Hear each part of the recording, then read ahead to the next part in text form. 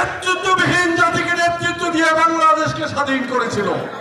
কিন্তু দুঃখের সাথে বলতে হয়, বাংলাদেশে 1971 সালে মুক্তিযুদ্ধের পরে শেখ মুজিব ক্ষমতায় এসে যেভাবে ক্ষমতার লোভী বাংলাদেশকে একটি একদলীয় শাসন ব্যবস্থা কায়েম করেছিল, ঠিক 27 বছর, গত 27 বছর তার এই কান্না ফ্যাসিস্ট হাসিনা বাংলাদেশকে সেই একই অবস্থায় নিয়েছে। প্রিয় বন্ধুরা, আজকে বলতে হচ্ছে আপনারা গত 17 বছরের ষড়যন্ত্র দেখেছেন, কিন্তু এই ষড়যন্ত্র গত 17 বছরই হয়নি। এই ষড়যন্ত্র হয়েছিল 1971 সালে বাংলাদেশের মুক্তিযুদ্ধের বিরুদ্ধে।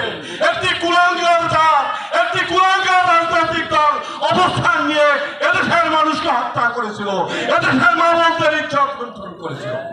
ঠিক একইভাবে সেই একক রাজনৈতিক দলগুলো একত্রিত হয়ে 1986 সালে স্বৈরাচারের সঙ্গে একত্রিত ঘোষণা করে শেখ হাসিনা এবং জামাত একত্রিত হয়ে নির্বাচন করেছিল। আপসহীন থেকেছিল দেশনেত্রী বেগম খালেদা জিয়া। এদেশের মানুষের মুক্তির জন্য তিনি আপসহীন থেকে 1990 সালে স্বৈরাচারের সাথে পতন ঘটিয়ে বাংলাদেশের মানুষের গণতন্ত্রের পুনরুজ্জীবন করেছিলেন। যে বহুদলীয় গণতন্ত্র দিয়েছিলেন আমাদের শহীদ রাষ্ট্রপতি জিয়াউর রহমান, আমাদের নেত্রী দেশনেত্রী বেগম খালেদা সংসদীয় গণতন্ত্র উপহার দিয়া এদেশের মানুষকে গণতন্ত্রের রূপে দিয়েছিলেন। প্রিয় বন্ধুরা, আপনাদের নিশ্চয়ই মনে আছে তারপরে তার বিরুদ্ধে ষড়যন্ত্র হয়েছিল। আমরা গত 17 বছর দেখেছি কিভাবে খালেদা জিয়াকে একটু চিকিৎসা পর্যন্ত করতে দেয়নি। আপনারা ষড়যন্ত্রের কথা বলেছেন, ষড়যন্ত্র তো আজকে শুরু হয়নি। আমরা দেখেছি 2008 সালে নির্বাচনের পরে বাংলাদেশে যেভাবে মির্জাফরের জন্ম হয়েছিল, বাংলাদেশে ঠিক একইভাবে সিরাজউদ্দৌলার জন্ম হয়েছিল। বাংলাদেশে যেভাবে এদেশের স্বাধীনতা বিরোধীর জন্ম হয়েছিল, এই উপমহাদেশে ক্ষুদিরামেরও জন্ম হয়েছিল। প্রিয় বন্ধুরা, আমরা দেখেছি শেখ হাসিনা ক্ষমতায় এসেই প্রথম বাংলাদেশের স্বাধীনতা সার্বভৌমত্বের প্রতীক বাংলাদেশের সেনাবাহিনীর উপরে প্রথম আঘাত করেছিল।